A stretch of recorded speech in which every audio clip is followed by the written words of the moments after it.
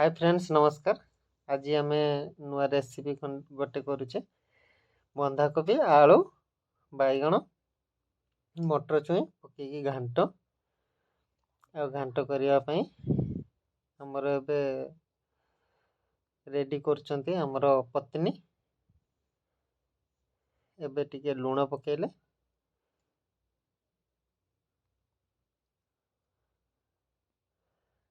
जरूरत मात्रा जी दरकार से लुण ए पकेले एबे हल्दी पकेले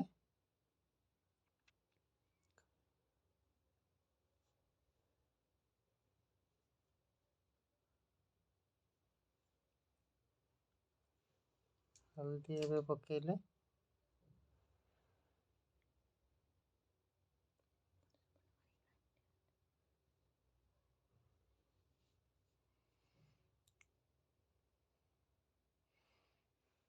एबे ताको हमें टिके भलो भाबरे मिक्स करिदबा।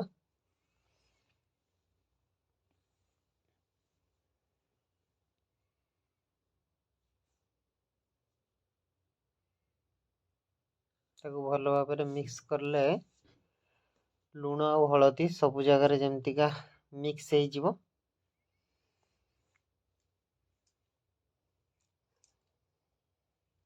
आलू कंचा बिलाती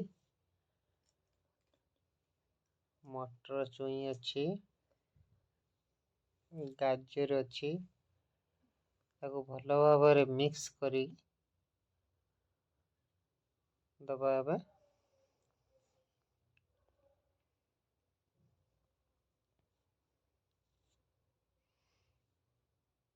तापर हमें ढांकुणी रे ढांकी 2 ରୁ 4 मिनिट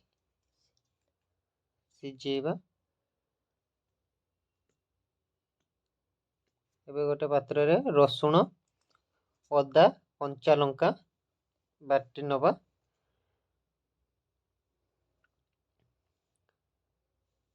आमे ग्राइंडर बाटेनी आमे बाटे शिलपुतार ताको बाटिकी मिक्स करके आमे रखिबा। एबे आउ थरे ये करिकी ताको भलो भाबरे आउ थरे मिक्स करिबा पुणी ढांकुणी देई ताको किछि समय पय रखिदबा।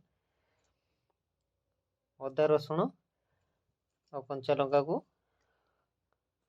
शिलपुतार बाटिकी टिके रगड़ा रगड़ा रखिबा। रगड़ा रगड़ा रखिले पाटिकी टिके टेस्ट लागियो खाଇବା ପାଇଁ।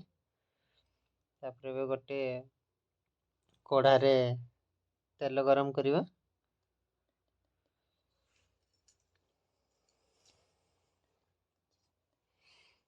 कढ़ारे तेल कढ़ा हल्का गरम होला परे हमें सरसों तेल पकेबा। सरसों तेल एक्चुअली हमें बहुत कम इस्तेमाल करुचे टे तेल मसला कम खाଇବା ପାଇଁ आपण आपण हिसाब रे करि परिबे। गोटे तेजपत्र पकेबा। तेजपत्र पकई सारला परे कटा हुआ पियाज काटी थिबा जे पियाज ताको टिके हमें पकेकी ब्राउन कलर हैला पर्यंत हमें ताको माने ब्राउन करिबा। ब्राउन कलर हैला पर्यंत हमें ताको ये करिबा घांटीबा। तापर एबे हम जे मसाला बाटी की जे तैयार करते ना मसाला बाटी की जे हमें करते ताको हमें पकेबा। पके साला पर कढ़ार ताको भलो भाबरे मिक्स करिदबा।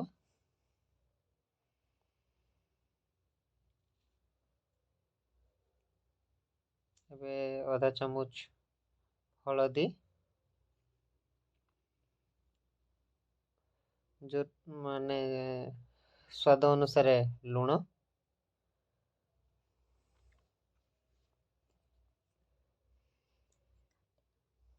भलो भाबरे पकेकी हमें मिक्स करिदबा।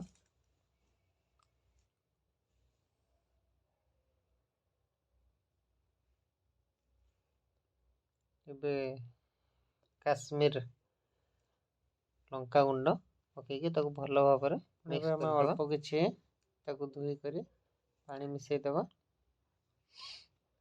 ଏବେ ଅଳ୍ପ କିଛି ପାଣି ପକେଇ ଦେବା। କିଛି ସମୟ ତାକୁ ଭଲସେ ମସଲାର ତେଲ ଛାଡ଼ିଲା ପର୍ଯ୍ୟନ୍ତ ସେତେ ପର୍ଯ୍ୟନ୍ତ ଇଏ କରିବା।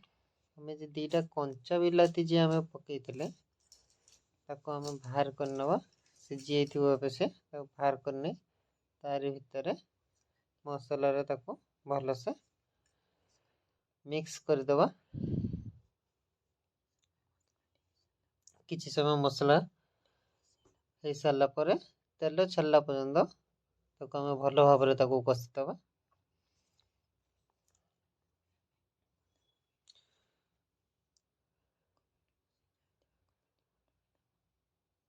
ଏବେ ଆମେ ଯେ ସିଝା ଯାଇଥିଲା କୋବି, ଗାଜର, ମଟର ଛୁଇଁ ତାକୁ ଆମେ ଢାଳିଦେବା।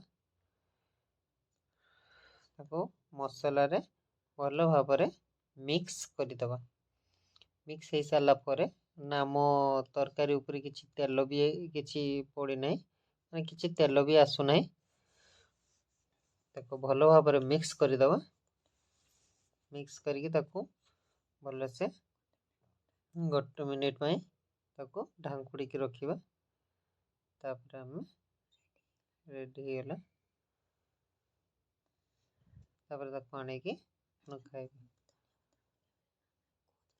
ତାପରେ ଧନିଆ ପତ୍ର ପକେଇ ପାରିବେ, ନହେଲେ ନାହିଁ। ସ୍ୱାଦ ଅନୁସାରେ ଆପଣ ଧନିଆ ପତ୍ର ବି ପକେଇ ପାରିବେ, ନହେଲେ ନାହିଁ। ଆମର ବନ୍ଧାକୋବି ରେସିପି ଭଲ ଲାଗିଲେ ଲାଇକ୍, ସେୟାର, ସବସ୍କ୍ରାଇବ୍, କମେଣ୍ଟରେ ଜଣାଇବେ। ମୁଁ ମଝିରେ ଗୁଡ୍ ନାଇଟ୍।